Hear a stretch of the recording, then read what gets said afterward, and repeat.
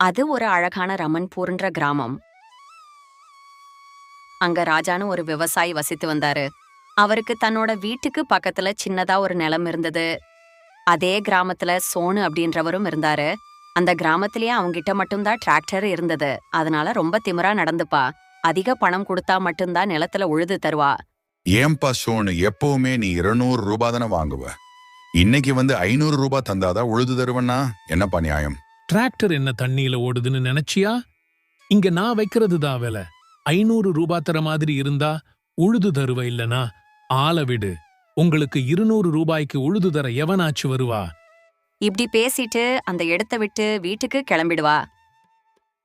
அவங்களும் வேற வழி இல்லாம சோனு வீட்டுக்கே போய் அவங்ககிட்ட பணத்தை கொடுத்தாங்க.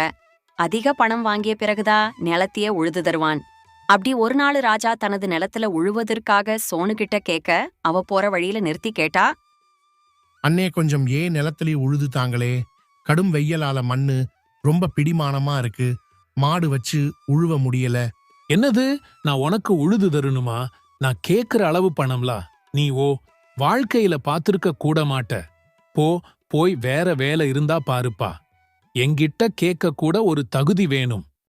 இப்படி சோனு ஏளனமாக பேசினதும் ராஜாவுக்கு தான் ஒரு டிராக்டர் வாங்கி எல்லாருக்கும் குறைஞ்ச விலையில உழுது தரணும்னு முடிவு பண்ணா. வெளியில வேலை தேடி போனா தன்னோட நிலத்தையும் மாடு ஏற்கலப்பையும் மட்டுமே வச்சு கடினமா உழுதா. சோனு தேடினதுக்கு பலனா ஒரு ஹோட்டல்ல அவனுக்கு வேலை கிடைச்சது. பகல் முழுவதும் ஹோட்டல்ல வேலை பார்த்துட்டோம். சாயங்காலமா தன்னோட நிலத்துல மீதம் இருப்பத உழுது வந்தா. இப்படியே பல நாட்கள் ஹோட்டல்ல வேலை பார்த்துட்டோம், தன்னோட நிலத்துல வேலை பார்த்துட்டோம். கடுமையா ராஜா உழைச்சா இப்படியே நாட்களும் ஓடிச்சு. நாட்கள் மாசமாகிச்சு. ஒரு நாள் தனது நிலத்துல விதைச்சத அறுவடை பண்ணி அத மூட்டை போட்டு வியாபாரி கிட்ட விற்பனை பண்ணா. ராஜா கிட்டதான் வேலை பார்த்த பணமும் தன்னோட நிலத்துல வந்த பணம்னு தான் உழைச்ச பணம் அதிகமா சேர்ந்துச்சு.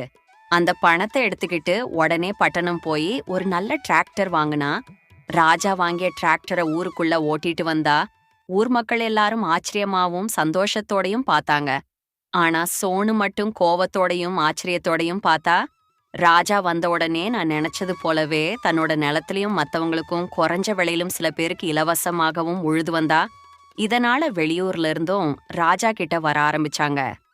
இதனால சோனு கிட்ட யாரும் வராததால தன்னோட டிராக்டரை பராமரிக்க கூட பணம் இல்லாம டிராக்டர் பழுதானது அப்போதாதான் பண்ணதப்ப சோனு உணர்ந்தா.